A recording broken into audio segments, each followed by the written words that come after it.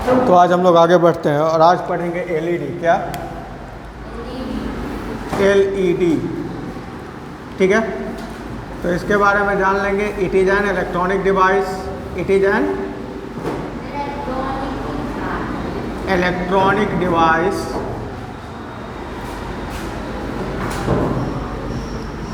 which start emitting light, which starts emitting light even when a small current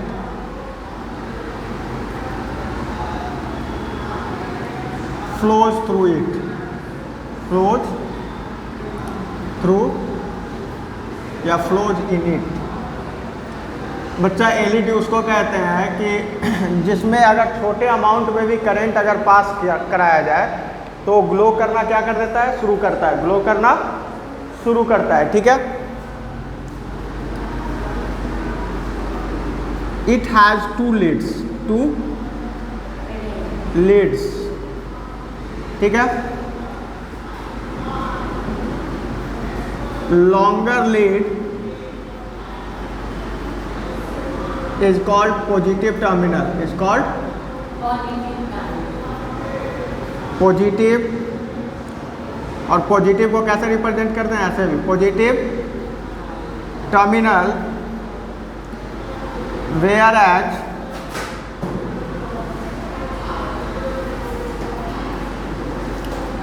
shorter lead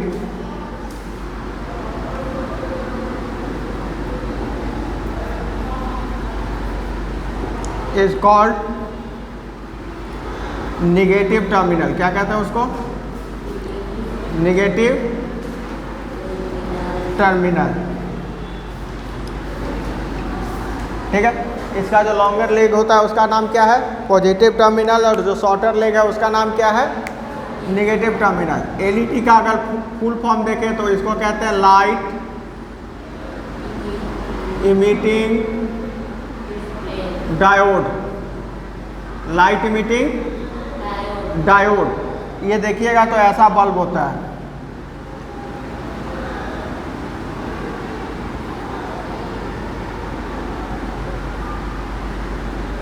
अब इसमें जो ये longer leg है ये क्या है? पॉजिटिव है। तो इसको अगर हम बैटरी से कनेक्ट करेंगे तो ये ऐसे कनेक्ट होगा।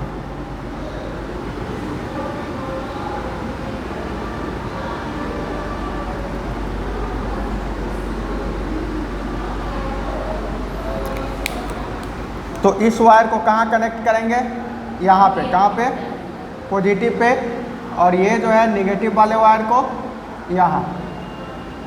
ठीक है, ये निगेटिव है, समझ गए? और ये क्या है? एलईडी है। और ये है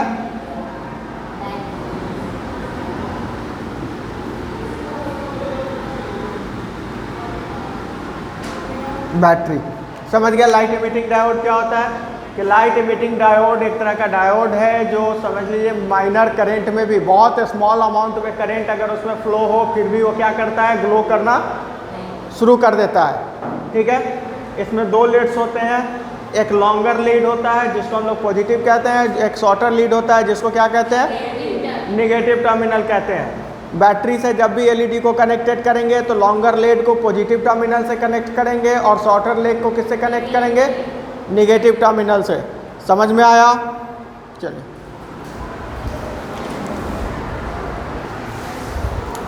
एलईडी को हम लोग समझ गए।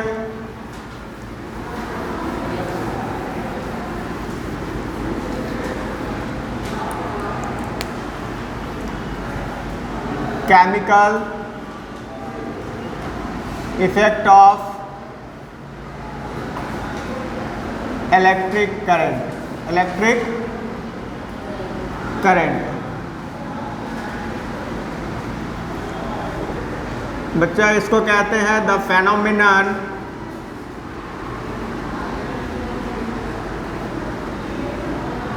of causing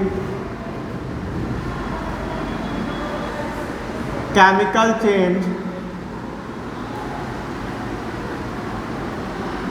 bypassing electricity, bypassing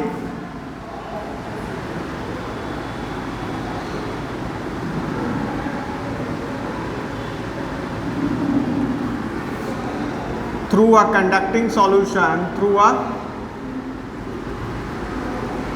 conducting solution is called chemical effect of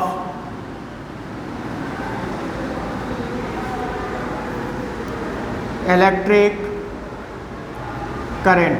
क्या कहते हैं उसको? Chemical effect of, and this phenomenon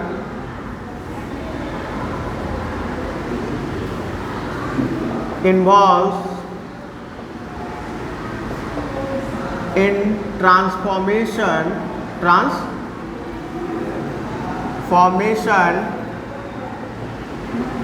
of electrical energy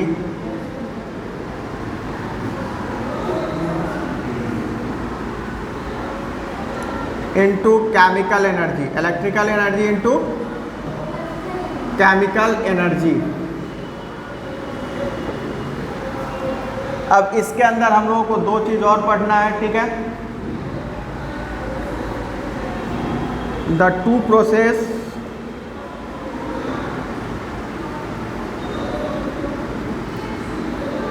which illustrate chemical effect of electric current, chemical effect of current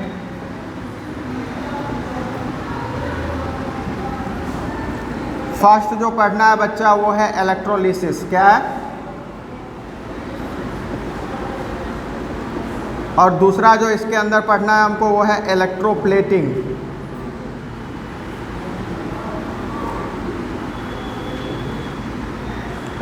अब समझिए, जैसे ही electricity pass करा के किसी सब्सटेंस में कोई केमिकल चेंज कंसीडर किया जाता है, क्या कंसीडर किया जाता है? केमिकल चेंज किया जाता है, ठीक है। और इलेक्ट्रिसिटी कैसे पास कराया जाता है? Through a conducting solution. किससे? Conducting solution. तो इस प्रोसेस को हम लोग क्या कहते हैं? Chemical effect of electric current कहते हैं। और ये जो फेनोमेना है इसमें इन्वॉल्व होता है कि ट्रांसफॉर्मेशन किसका होता है? इलेक्ट्रिक एनर्जी किसमें ट्रांसफॉर्म करता है? केमिकल एनर्जी में इलेक्ट्रिकल एनर्जी क्या हो जाता है? ट्रांसफॉर्म करता है। और इस प्रोसेस को बेहतर से जानने के लिए हम लोग दो चीज़ और पढ़ेंगे, वो क्या है? इलेक्ट्रोलिसिस और इलेक्ट्रोप्लेटिंग। इलेक्ट्रोलिसिस में क्या होता है? Breaking of a substance by passing the electricity. और इलेक्ट्रोप्लेटिंग में क्या होता है कि एक सब्सटेंस के ऊपर दूसरे सब्सटेंस के लेयर को चढ़ा देना, इम्प्लॉय करना, ठीक है। तो इसके बारे में डिस्कस करेंगे, अभी इसको नोट कीजिए।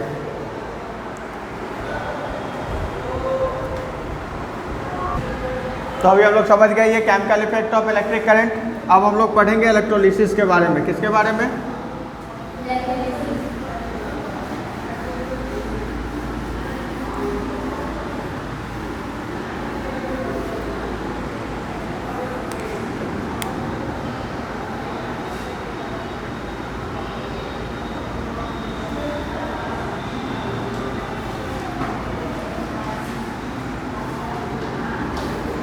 The word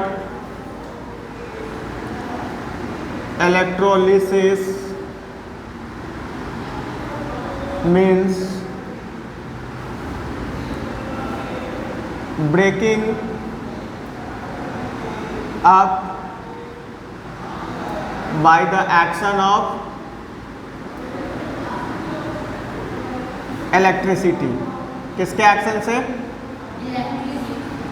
इलेक्ट्रिसिटी के एक्शन के कारण अगर कोई चीज़ ब्रेक करता है तो उसको क्या, उस टर्म को क्या कहेंगे? इलेक्ट्रोलिसिस कहेंगे, ठीक है। इसका अगर डिफाइन जानना है तो द प्रोसेस ऑफ डिकम्पोजिशन। क्या?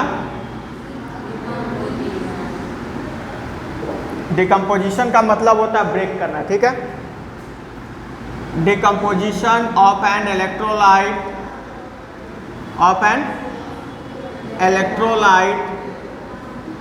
by passing electricity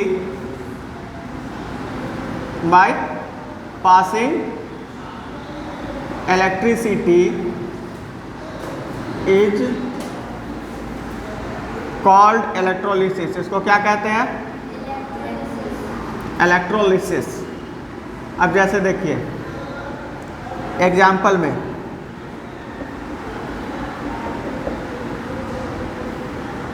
electrolysis of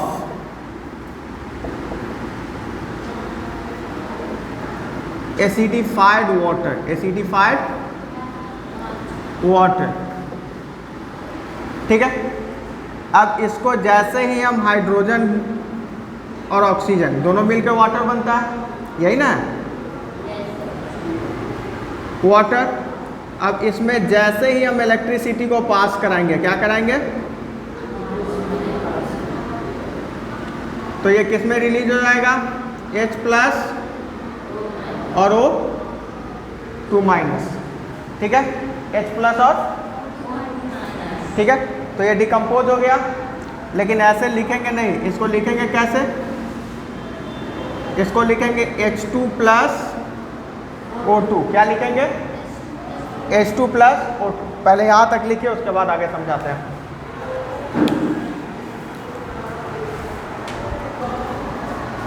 अब यहाँ देखिए कि जब हम इससे इलेक्ट्रिसिटी पास कराएं तो यहाँ पे देखिए कि ऑक्सीजन क्या है, 2 है, यहाँ कितना है, 1 है।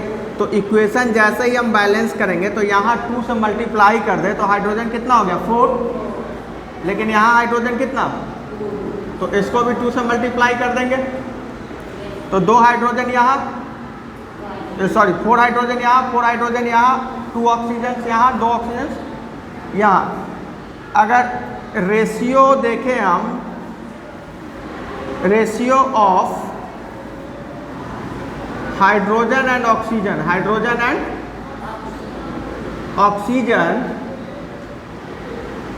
फर्स्ट में बाय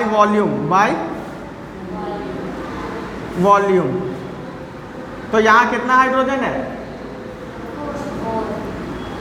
यहाँ कितना ऑक्सीजन है, तो इसको अगर हम कैंसिल करेंगे तो क्या होगा, ये रेशियो, तो बाय वॉल्यूम किस रेशियो में कंबाइंड है, हाइड्रोजन ऑक्सीजन 2:1 के रेशियो में, किस रेशियो में, लेकिन सेकेंड अगर हम देखें बाय मास, किस में,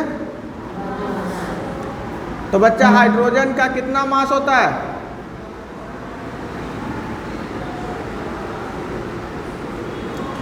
अरे 2 हाइड्रोजन है यहाँ तो 2 मास हो जाएगा, 1 ऑक्सीजन है तो कितना हो जाएगा, या ऐसे नहीं समझो, हाइड्रोजन का जो मास होता है, एटॉमिक मास जो होता है हाइड्रोजन का वो 1 होता है। एटॉमिक मास ऑफ हाइड्रोजन जो होगा वो कितना यूनिट होता है, 1 यूनिट। और एटॉमिक मास जो होता है ऑक्सीजन का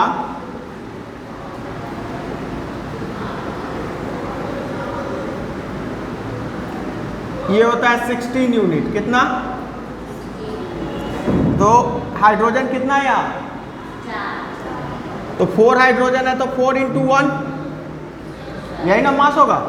और रेशियो ऑक्सीजन कितना है, 2 × 2, तो ये कितना हो गया बच्चा, 4/32, इससे काट दिए कितना, तो बाय मास ये किस रेशियो में कंबाइंड है, 1:8 में। समझ में आया।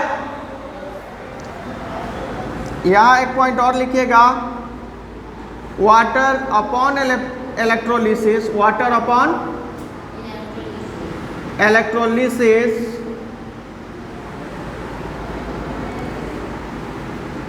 Hydrogen released at cathode, whereas oxygen released at कहाँ पे, एनोड रीजन।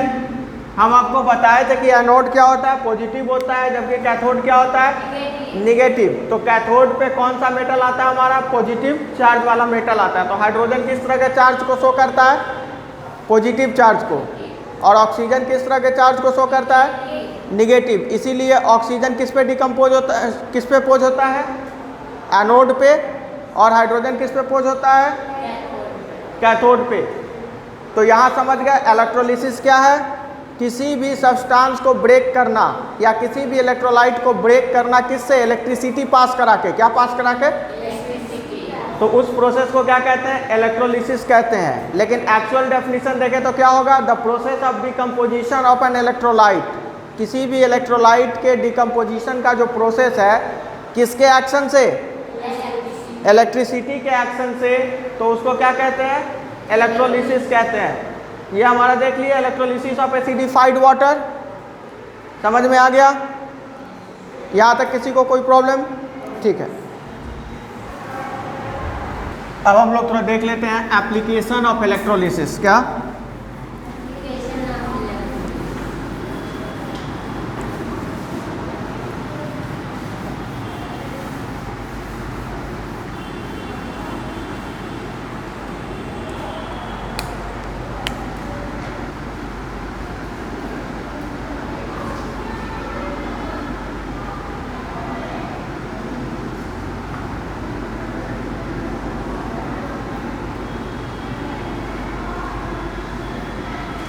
पहला जो है manufacture of industrial chemicals. Manufacture of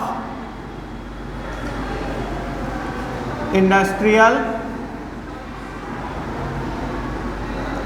chemical, जो इंडस्ट्री में केमिकल यूज होते हैं उनका मैन्युफैक्चर होता है। सेकेंड होता है एक्सट्रैक्शन ऑफ मेटल। क्या?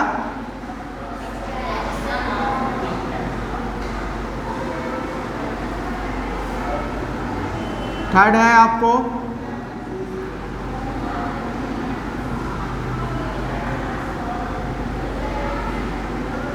इलेक्ट्रोप्लेटिंग। क्या है? इलेक्ट्रोप्लेटिंग। इसको लिखिए पहले।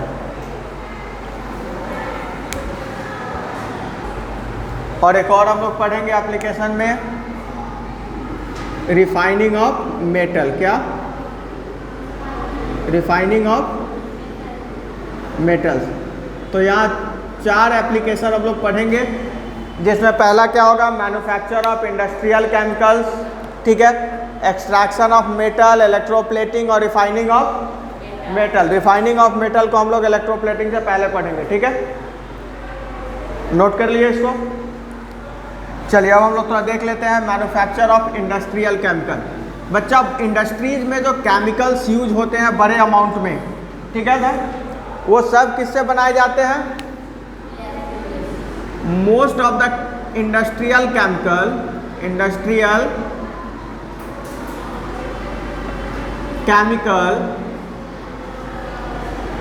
which are used in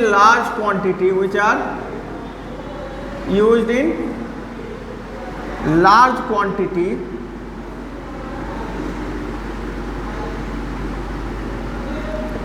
is prepared by electrolytic method.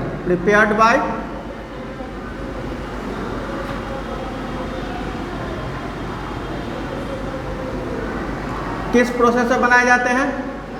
Electrolytic method. अगर एग्जाम्पल की बात करें तो जैसे सोडियम हाइड्रोक्साइड है। क्या है?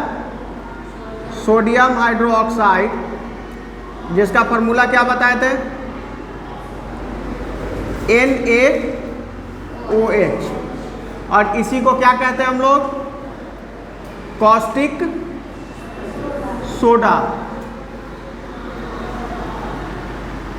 And chlorine gas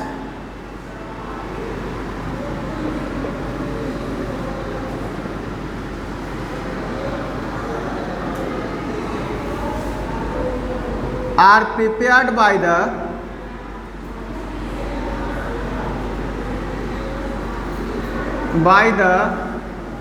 electrolysis of brine। 20% होता है किसका? सॉल्ट सॉल्यूशन का। किसका? ठीक है। दूसरा अगर बात करें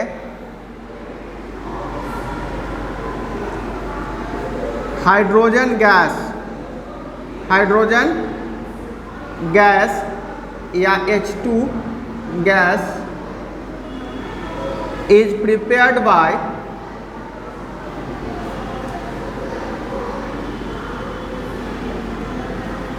electrolysis of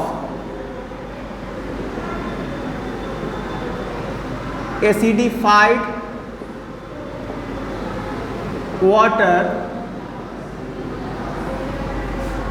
और 20% NaOH solution, 20% NaOH solution,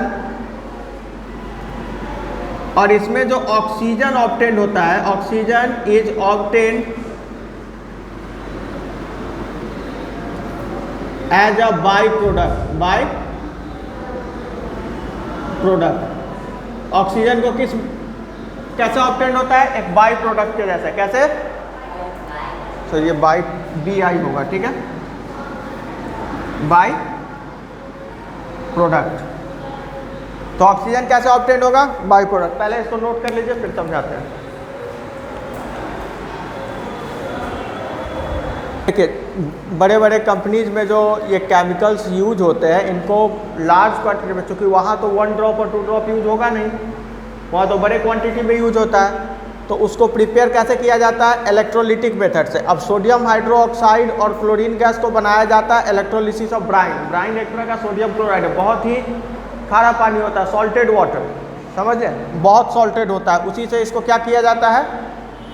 sodium hydroxide को और क्लोरीन गैस को बनाया जाता है, ठीक है। और हाइड्रोजन गैस का प्रिपरेशन किया जाता है इलेक्ट्रोलिसिस किसके? एसिडिफाइड वाटर के। किसके? एसिडिफाइड वाटर के। और 20% NaOH सॉल्यूशन। NaOH क्या होता है? Sodium hydro oxide. अब इसमें ऑक्सीजन जो आता है वो कैसे आता है? By product. किसमें? ऑक्सीजन रिलीज हो जाता है, समझ गए। अब अगले क्लास में हम लोग जान लेंगे इलेक्ट्रोमेटलर्जी या एक्सट्रैक्शन ऑफ मेटल, जिसको कहते हैं ना। एक्सट्रैक्शन ऑफ मेटल में क्या होता है कि जो बहुत ज़्यादा इलेक्ट्रोपॉजिटिव मेटल होता है या रिएक्टिव मेटल होते हैं, जैसे कि आप समझ लीजिए सोडियम है, पोटेशियम है, इसका नाम क्या है? सोडियम, इसका नाम क्या है? पोटेशियम। बच्चा, सिंबल जो होता है उसके नाम से ही होता है या फिर लैटिन नेम से। तो ये इन दोनों का लैटिन नेम है। इसका लैटिन नेम है नाट्रियम। क्या है? और इसका है केलियम, ठीक है। तो ये सब जो आपको पाए जाते हैं, ये अकेला नहीं रहता है। क्या? अकेला नहीं रहता है, क्योंकि ये इतना रिएक्टिव होता है कि ये किसी न किसी चीज़ के साथ रिएक्ट कर लेता है। जैसे अगर सोडियम को यहाँ अगर हम रख दें एयर में, तो एयर के साथ रिएक्ट करके ब्लास्ट कर जाएगा और ऑक्साइड बना देगा। क्या बना देगा? सोडियम ऑक्साइड बना देगा, ठीक है। तो इनको जब हम लोग निकालते हैं तो इनको क्या करते हैं? प्यूरिफाई करते हैं। क्या करते हैं? प्यूरिफाई करते हैं। उसी को हम लोग पढ़ेंगे इलेक्ट्रोमेटलर्जी में। The process through which we extract the electropositive metal. The process through which we extract the electropositive metals by passing the electricity. By passing the electricity is called electrometallurgy. उस process को क्या कहते हैं? तो अगले class में हम लोग उसको पढ़ेंगे, ठीक है। और रिफाइनिंग ऑफ मेटल पढ़ेंगे। क्या? चलिए।